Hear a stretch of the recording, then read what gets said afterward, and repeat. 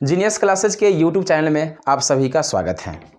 काफ़ी इंतज़ार के बाद आखिरकार रेलवे ने अपना एग्ज़ाम का डेट घोषित कर ही दिया। एनटीपीसी CB2 का एग्ज़ाम जनवरी में होने वाली है और रेलवे ग्रुप डी का एग्ज़ाम जो है वह फरवरी में होने वाली है। तो हम लोग फिर से तैयारी में जुट जाते हैं। एक टारगेट बैच लेके मैं चल रहा हूं ताकि कम समय में बेहतर से बेहतर तैयारी कराया जा सके। तो सबसे पहले हम लोग देखते हैं सिलेबस का कि हम लोग का सिलेबस क्या रहेगा। तो सबसे पहले सिलेबस में हम लोग का रहेगा मैथ्स आ जाएगा, उसके बाद हम लोग का आ जाएगा रीजनिंग, फिर हम लोग का आ जाएगा साइंस, उसके बाद GK and current affair. Current affairs, यह 5 पोर्शन से हम लोग का क्वेश्चन एग्जाम में आएगा। तो हम लोग साइंस पेपर को शुरू करते हैं। मैं प्रतिदिन 2 वीडियो अपलोड करूंगा, एक साइंस का और एक जीके का। प्रयास करूंगा कि आप लोग से एक भी क्वेश्चन ना छूटे। तो जो भी बच्चे हाजीपुर के मेरे जो स्टूडेंट सब थे खोज रहे थे, तो मैं आप लोग के बीच आ चुका हूं। कंप्लीट अभी से लेकर के जब तक एग्जाम नहीं होती है तब तक मैं पर डे यह वीडियो लेकर के आऊँगा। आप लोग कोशिश करें, मेरा यह पूरा प्रयास रहेगा कि एक भी क्वेश्चन आप लोग से एग्जाम में ना छूटे। मेरा भी यही प्रयास है कि मैं बेहतर से बेहतर तैयारी आप लोग को दे सकूं, क्योंकि बहुत दिन मैंने कॉम्पिटिटिव सेवा भी दिया था हाजीपुर में, बच्चे सबका भी डिमांड था। तो जो भी स्टूडेंट जहाँ भी हैं, मैं तो वहाँ ऐसे ही क्लास तो ले नहीं सकता हूं। तो आप लोग को कम से कम यह वीडियो के माध्यम से ही पढ़ाने का हर संभव प्रयास करूंगा। तो चलिए हम लोग शुरू करते हैं साइंस को। देखिए साइंस में जो है 3 पार्ट से आएगा। सबसे पहले आपका आ जाएगा बायोलॉजी, दूसरा आता है केमिस्ट्री और तीसरा फिजिक्स। अधिक बायो में रेलवे की एनटीपीसी हो गई या ग्रुप डी, बायो का क्वेश्चन अधिक से अधिक क्वेश्चन टच करता है, इसलिए हम लोग बायो को देखेंगे। केमिस्ट्री का उतना क्वेश्चन आता नहीं है और फिजिक्स का भी कुछ क्वेश्चन रहेंगे। तो सबसे जो ये तीनों पार्ट्स जो है, बायोलॉजी हो गया, केमिस्ट्री और फिजिक्स, इसमें सबसे अधिक क्वेश्चन आप लोग का आएगा बायो से पूछा जाएगा। तो हम लोग सबसे पहले शुरू करते हैं बायोलॉजी को।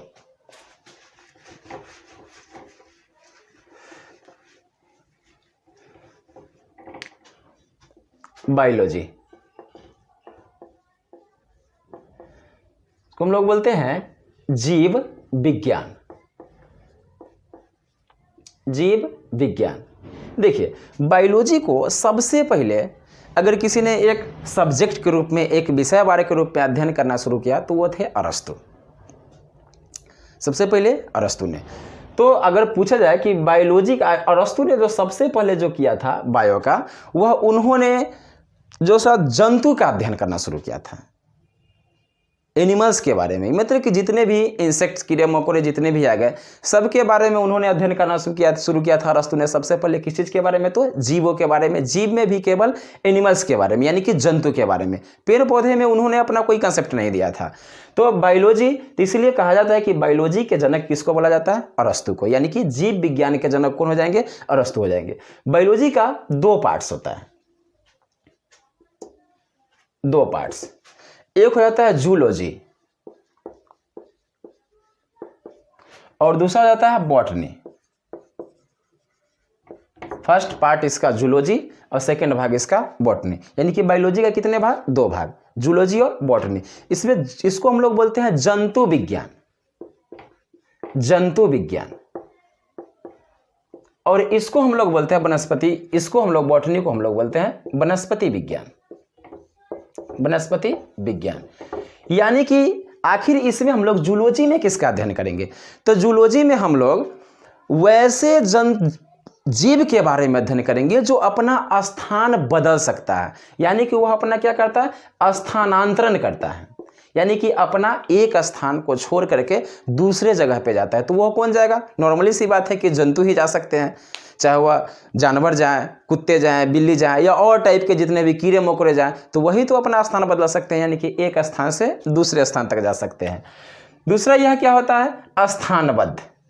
इसमें हम लोग किसके बारे में वर्णन करेंगे? स्थानबद्ध के बारे में पढ़ेंगे। जो यह तो जीव होगा लेकिन वह अपने ही जगह पे क्या रहेगा? स्थिर रहेगा, यानी कि यह अपना स्थान परिवर्तन नहीं करेगा, एक ही जगह पे स्थिर रहेगा। जैसे कि मान के चलिए कि जैसे जानवर है, तो जानवर क्या करते हैं?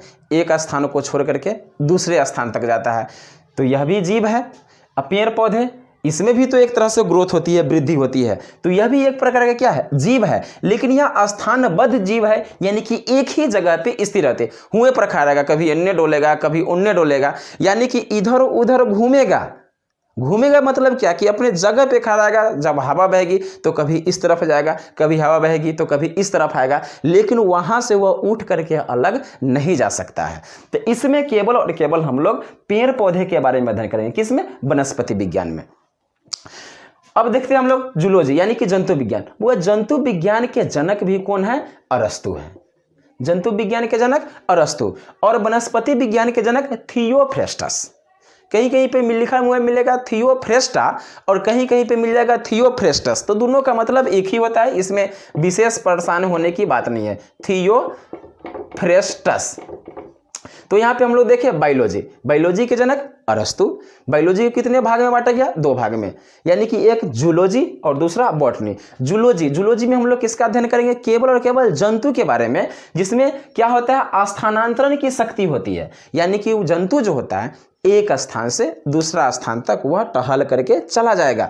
जबकि इसमें वनस्पति विज्ञान में हम लोग किसके बारे में वर्णन करेंगे? तो वनस्पति विज्ञान में केवल वैसे जीव के बारे में वर्णन करेंगे, अध्ययन करेंगे जो अपने जगह पे क्या रहते हैं? स्थिर रहते हैं, उसमें स्थान परिवर्तन करने की क्षमता नहीं होती है। हाँ, गति उसमें भी होता है, एक गति स्थानांतरण गति इसमें होता है, जो अपना एक स्थान को छोड़ करके दूसरा स्थान जाएगा। जबकि इसमें क्या होता है? स्थानबद्ध गति होता है, अपने जगह पे रहेगा खड़ा, हवा बहेगा तो कभी इधर घूमेगा, हवा बहेगा तो कभी इधर घूमेगा। पेड़ की डाल को भी देखते हैं, ऊपर नीचे, वह जिस तरह से हवा आता है, वायु जिस तरह से उस पर हवा की झोंके पड़ती, उस तरह से वो अपने जगह पे कभी इधर चोएं करेगा कभी इधर चोएं करेगा, यानी कि वह अपने एक के जगह पे वह घूमते फिरते रहता है, वह वहां से जगह अलग छोड़ करके नहीं जा सकता है। तो यहाँ पे हम लोग जंतु विज्ञान के जनक किसको बोले? अरस्तु को, याद रखिएगा। इसको हम लोग यानी कि वनस्पति विज्ञान के जनक किसको बोले? थियोफ्रेस्टा को। चलिए अब हम लोग देखते हैं क्या इसके बाद हम लोग देखते हैं ब्रांचेज ऑफ, यानी कि ब्रांचेज ऑफ बायोलॉजी, जीव विज्ञान की शाखा के बारे में।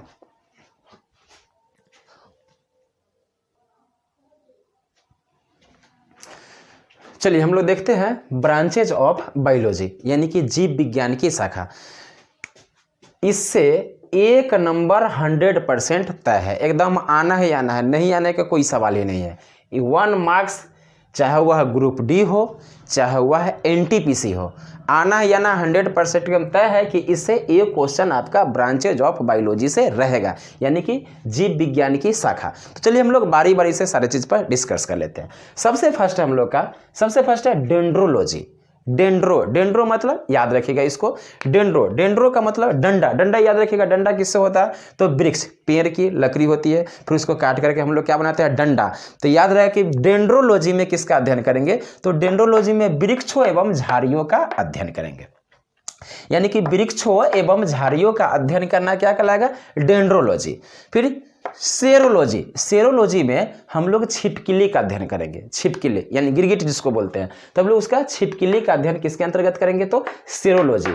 अब देखिए अगला बोल रहा है कीटों का अध्ययन करना। कीट मतलब कीड़ा मकोड़ा, इंसेक्ट्स, यानी कि कीड़े मकोड़े का अध्ययन करना क्या कहलाएगा? एंटोमोलॉजी। कीड़े मकोड़े का अध्ययन करना एंटोमोलॉजी। फिर आ जाइए, बोल रहा है कि काष्ठी वृक्षों का अध्ययन करना, जिसमें से मजबूत लकड़ी जो निकलता है, जैसे शीशम वगैरह हो गया या आम का हो गया, तो इसमें थोड़ा सा मजबूत टाइप का लकड़ी निकलता है। तो काष्ठी वृक्षों का अध्ययन करना क्या कहलाएगा? सिल्वीकल्चर। काष्ठी वृक्षों का अध्ययन करना सिल्वीकल्चर। फिर आ जाइए हम लोग का बोल रहा है कि पोमोलॉजी, यह बहुत बार पूछा जा चुका है। पोमोलॉजी पोमोलॉजी, यानी कि फलों का अध्ययन करना क्या कहलाता है? पोमोलॉजी कहलाता है। फिर उसके बाद हम लोग देखते हैं माइकोलॉजी। माइकोलॉजी मतलब कवकों का अध्ययन करना क्या कहलाता है? माइकोलॉजी। अब देखते हैं हम लोग कवक क्या होता है। तो रोटी वगैरह को हम कुछ दिन के लिए छोड़ देते हैं, 2-4 दिन के लिए छोड़ देते हैं, या संतरा हो गया, तो उसके ऊपर एक मोटी मोटी परत जम जाती है, उजला उजला, जिसको हम देहाती भाषा में बोलते हैं कि भुआ गया। तो भुआ गया नहीं, उस पर कवक आ जाता है। क्या जाता है उस पर? कवक। कवक को हम लोग बोलते हैं फंजी। तो उसी फंजी का अध्ययन करना, या इसको आज सिंपली में देख लीजिएगा, अचार उचार जो होता है, अचार के ऊपर जो उजला उजला परत जम जाता है, जिसको हम लोग देहाती भाषा में, हम लोग सॉरी देहात के रहने वाले हैं, तो देहाती भाषा में हम लोग उसको बोलते हैं क्या हो गया? भुआ लग गया। तो यानी उस पर जो मोटी मोटी जो परत उजला उजला टाइप का जम जाता है, तो उसको हम लोग क्या बोलते हैं? कवक बोलते हैं। इंग्लिश में उसको हम लोग क्या बोलेंगे? फंगी। यानी कि कवक का अध्ययन करना क्या कहलाएगा? माइकोलॉजी। कवक का अध्ययन करना माइकोलॉजी। फिर देखिए पिसीकल्चर। पिसीकल्चर क्या होता है? तब मत्स्य पालन का अध्ययन करना। मत्स्य पालन का अध्ययन करना क्या कहलाएगा? पिसीकल्चर कहलाएगा, जिसमें छोटे छोटे मछलियों के बारे में, छोटे बड़े सभी मछली के बारे में हम लोग अध्ययन करेंगे, पढ़ेंगे। उसके बाद बोल रहा है कि फाइकोलॉजी। फाइकोलॉजी में हम लोग शैवाल के बारे में अध्ययन करेंगे, यानी कि शैवाल का अध्ययन करना क्या कहलाता है? फाइकोलॉजी। शैवाल, शैवाल को हम लोग जनरली रूप से देखते हैं क्या होता है? वह काई होता है, काई। लगभग इसको आप लोग सब देखे हैं। तो एक प्रकार का यह पौधा है। शैवाल जो होता है वह 3 तरह का होता है, हरा शैवाल, भूरा शैवाल और लाल शैवाल। इसको हम लोग बोलते हैं क्लोरोफाइसी, फियोफाइसी एंड रोडोफाइसी। शैवाल कितने तरह के होते हैं? 3 तरह के होते हैं। काई जिसको हम लोग बोलते हैं, तो इस काई का यानी कि शैवाल का अध्ययन करना क्या कहलाएगा? तो शैवाल का अध्ययन करना कहलाता है फाइकोलॉजी। फिर आज हम लोग देखते हैं सेरीकल्चर। सेरीकल्चर क्या होता है? तो रेशम कीट पालन। रेशम जो हम लोग काफ़ी महंगा होता है, तो वो जो होता है उसका एक कीड़ा होता है, और इस कीड़ा से एकदम पतला पतला धागा बनाया जाता है, और तब उस धागे से जो होता है रेशम वगैरह का कपड़े का निर्माण होता है। तो उस रेशम के कीड़ों का अध्ययन करना, यानी कि रेशम का कीट का अध्ययन करना क्या कहलाता है? तो वह कहलाता है सेरीकल्चर। तो रेशम की प्राप्ति किससे होती है? तो रेशम का एक कीड़ा होता है, और उस कीड़े से जो पदार्थ निकलता है, उस पदार्थ से पतली पतली सा धागा बनाया जाता है। तो वो कीड़े के बारे में हम लोग अध्ययन करेंगे, तो वह कहलाएगा क्या? सेरीकल्चर। लास्ट है हम लोग एपीकल्चर। तो एपीकल्चर मधुमक्खी पालन का अध्ययन करना क्या कहलाता है? एपीकल्चर कहलाता है। तो मधुमक्खी में, मधुमक्खी के लिए हम लोग क्या करते हैं? तो मधुमक्खी एक छत्ता में रहता है, छत्ते होते हैं, और उसको जो है सो अपना कहीं पर गाछी उछी में ले जाकर छोटा छोटा बक्सा बना करके और उसमें मधुमक्खी का पालन किया जाता है। तो उसमें एक रानी मधुमक्खी होती है जो क्या करती है? भोजन के बारे में बताती है कि भोजन कहाँ पे है, और वह सारे उसमें जितने भी मधुमक्खी रहती है उसका नेतृत्व करती है। और बाद में कि उसमें एक होता है क्या बताया हुआ? रानी मधुमक्खी, और दूसरा जो होता है कार्यकर्ता मधुमक्खी। कार्यकर्ता मधुमक्खी। तो रानी मधुमक्खी का काम क्या होता है कि वह सिर्फ रहेगी छत्ते में, और सारे के एक तरह से वह गार्जियनशिप का काम करती है। बाद में कि कार्यकर्ता मधुमक्खी जो होते हैं उसके पीछे जो भंवरा सब जो होता है वह क्या करता है कि शहद का निर्माण, यानी मध जिसको हम लोग बोलते हैं, तो मध बनाने का काम कौन करता है? तो कार्यकर्ता मधुमक्खी। इसको भी ध्यान से देखिएगा, पूछ देगा कि शहद निर्माण किसके द्वारा होता है? तो रानी मधुमक्खी कभी जो होता है वह शहद का, मध का निर्माण नहीं करती है। तो उसका निर्माण कौन करेगा? तो कार्यकर्ता मधुमक्खी जो होता है वह शहद का निर्माण करता है, रानी मधुमक्खी जो होती है सबका नेतृत्व करती है। तो इससे फ्रेंड्स, इससे एक क्वेश्चन आपका 100% तय है, पूछना ही पूछना है, चाहे वह ग्रुप डी हो या एनटीपीसी हो, ब्रांचेज ऑफ बायोलॉजी। आप लोग चाहते हैं तो इसका स्क्रीनशॉट ले लीजिए। मैं थोड़ी देर के लिए साइड हो जाता हूँ।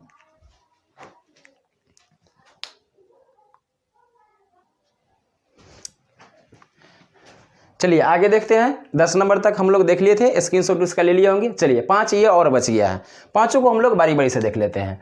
अब बोला है पक्षियों का अध्ययन करना। क्या चीज़ का? पक्षी का, वो जो फ्लाई करके उड़ता है आकाश में, पक्षी। तो पक्षी का अध्ययन करना क्या कहलाता है? ऑर्निथोलॉजी पक्षी का अध्ययन करना, ऑर्निथोलॉजी। फिर देखिए क्या बोल रहा है, ओफियोलॉजी। ओफियोलॉजी में हम लोग सांपों का अध्ययन करते हैं, सांप, स्नेक, स्नेक का अध्ययन करना क्या कहलाता है, तो स्नेक का अध्ययन करना कहलाता है ओफियोलॉजी।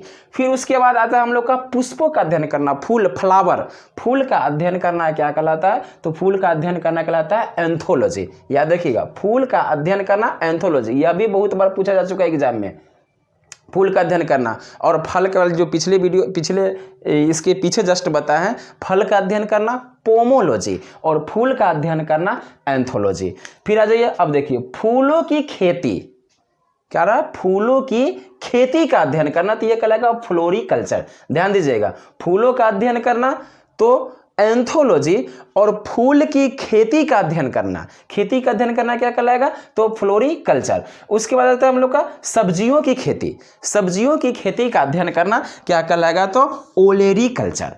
सब्जियों की खेती का अध्ययन करना ओलेरीकल्चर कहलाता है।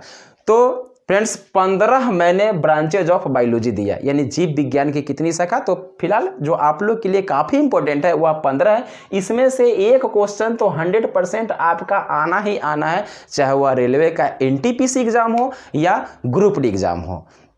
फिर हम लोग मिलेंगे नेक्स्ट वीडियो में, तब तक इसको आप लोग चाहे तो स्क्रीनशॉट ले सकते हैं।